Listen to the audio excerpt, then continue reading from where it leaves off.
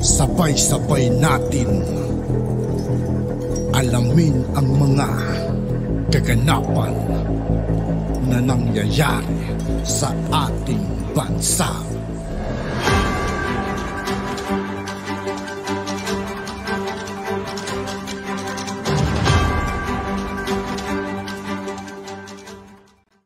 Yo, what's up mga kaibigan? This is I2K po again. Ngayon nandito ulit tayo sa channel ni Banat Kapanig TV. Dito ulit tayo magbibigay ng komento at reaksyon. Kaya samahan nyo ko guys. Let's go! Ito ang balitang nakakagulat at viral ngayon sa mundo ng social media. Mayor Benjamin Magalong ng Baguio City ibinunyag ang malaking pera na nabubulsa ng mga korap na politiko sa mga proyektong lalong-lalo na sa infrastruktura. Pero bago ang lahat mga kapanig, kung bago ka pa lamang sa aming channel ay sa lahat ng di pa nakasubscribe mga kaibigan kay Banat Kapanig TV, mag-subscribe na po tayo at huwag nyo rin pong kalimutan mag-subscribe dito sa aking channel.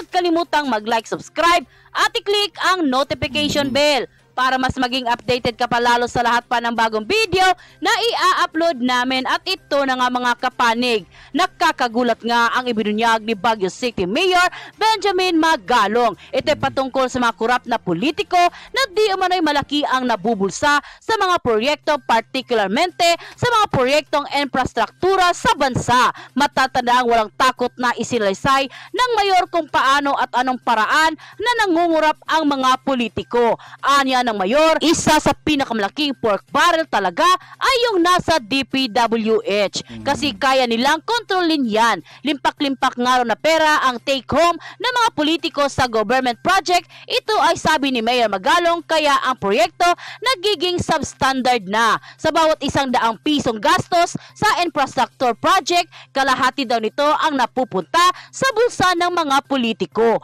Yan ang isinuwalat ng Baguio City Mayor Benjamin Magalong. Ayon sa mayor, base di umano ito sa mga reklamong natatanggap niya mula sa mga kontratista, kaya hindi raw napagtatakang maraming substandard o palyadong proyekto ang gobyerno. At dahil sa substandard madaling masira ang mga proyekto, kaya aayusin naman ulit at gagastusan ng paulit-ulit itong ginagawa hanggang sa mapuno ang bulsa nila. Pero pinapayagan pa rin ng mga congressman at senador na mag-identify ng kanilang mga projects para isingit sa budget ng DPWH o iba pang mga ahensya. Sa madaling salita, walang pork barrel pero patuloy pa rin ang pagsingit ng proyekto ng ating mga legislators sa budget ng mga national agencies sa kabila ng kanyang mga nadiskubre. Tikom pa si Magalong na magbanggit ng pangalan ng politikong kumikita sa mga proyekto. Takot din kasi ngayon ang mayor dahil may nagtangka na daw noon ng kanyang buhay na papatayin siya matapos tumistigo sa Senado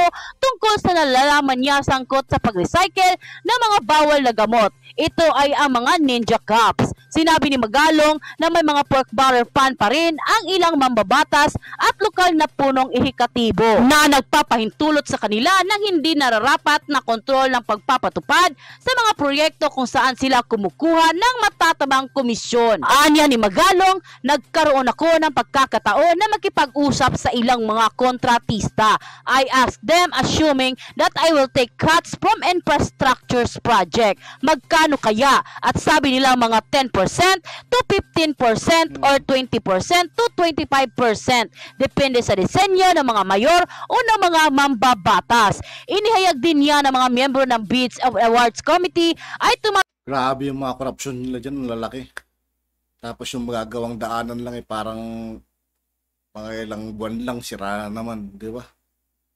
May mga kurakot talaga dyan. Dapat binibita yung mga yan tanggap ng mga komisyon. Gayon din ang ilang mga individual kasangkot sa paggawa ng desisyon para sa mga proyekto. Mga 45% to 52% na lang ang maiiwan sa actual contractor and project. In short, in the project and worth 100, sabi nila sir, they will have a settle for 42.50 pesos at 55 including their profit for they were forced to make substandard project. The mayor explained, bagamat idineklara ng Korte Suprema na labag paglabag sa konstitusyon ng pork barrel, sinabi ni Magalong na may ilang mambabatas at opisyal ng LGU na nagawang ikot ang desisyon sa pamamagitan lamang ng pagdaraya sa proseso ng bidding dahil sila ang mga kontraktor o mga supplier o pareho. Sinabi ni Magalong na kilala sa pagtataguyod ng mabuting pamamahala na nire-renew niya ang kanyang panawagan laban sa katiwalian sa gitna ng posibleng restructuring ng pension system para sa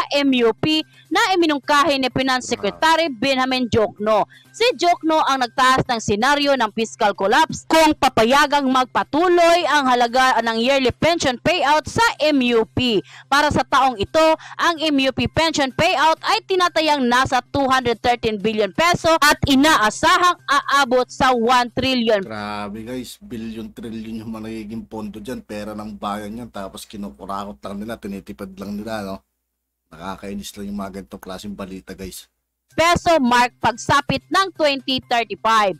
Kamakailan ay nagsagawa ng pampublikong pagdinig ang Senate Committee on National Defense na pinamumunuan ni Senator Jinggoy Estrada sa panukalang reforma sa MUP pension system. Iminungkahi ng economic team ng Administrasyong Marcos na ang MUP ay aktibong serbisyo, yung pag-ambag ng 5% ng kanilang buwanang sweldo sa kanilang pondo sa pagriretiro sa unang 3 taon, habang ang mga bagong pasok ay kakailangang mag-ambag ng 7% sa kanilang pangunahing sweldo at longevity pay. Bigyan din ng alkalde ng Baguio City, isang retiradong general ng pulisya na aktibo ang retiradong MUP ay handang mag-ambag sa magkatuwirang porsyento ng ating pensyon sa pambansang pamahalaan, ngunit wala tayong marinig mula sa ating mga mambabatas na handa silang isuko ang kanilang pork barrel.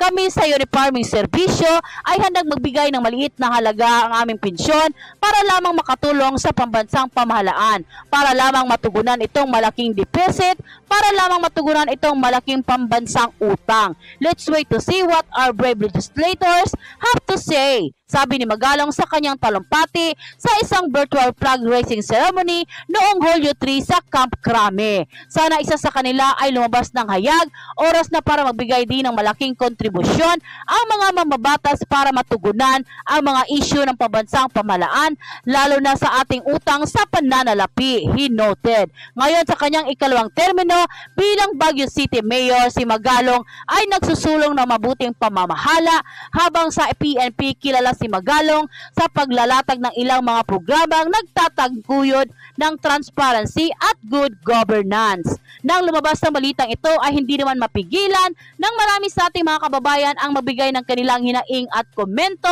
sa mundo ng social media, at ayon pa sa kanila, sana maraming kagaya sa iyo, Mayor Magalong, your honor your job noon until now. Maski wala ka na, nasa ibang posisyon mo as a mayor, bitbit mo pa rin ang honest and loyal as an educate. We salute you, sir. Mabuhay kayo. Bihira lang ang matapang na magbunyag ng mga katiwalian sa gobyerno, at saludo ako sa mga taong matapang at nagsisiwalat, sana sa protektahan sila ng ating Ama sa langit. Totoo yan, save by the bell yung PMA ni Mayor. Mga military at pulis, ano yung response nyo sa hamon ni Mayor Magalong? O tulog-tulog lang kayo sa pansitan? Yung Congress mahirap asahan as mostly pira-pira na lang ang laman ng utak. Ang kaya naman imbestigahan ng mga small time lang. Pag taga Malacanang na involved, nawawala na yung balls and discipline. Kayo politiko, pahirap sa bayan. Aanin ninyo ang parusa ng sa Diyos. Remember, Sodom and Gomorrah, there's a time to born and time to die. So God and heaven warn you. Yung ibang kandidato na mahirap kuno gagastos ng milyon-milyong pera,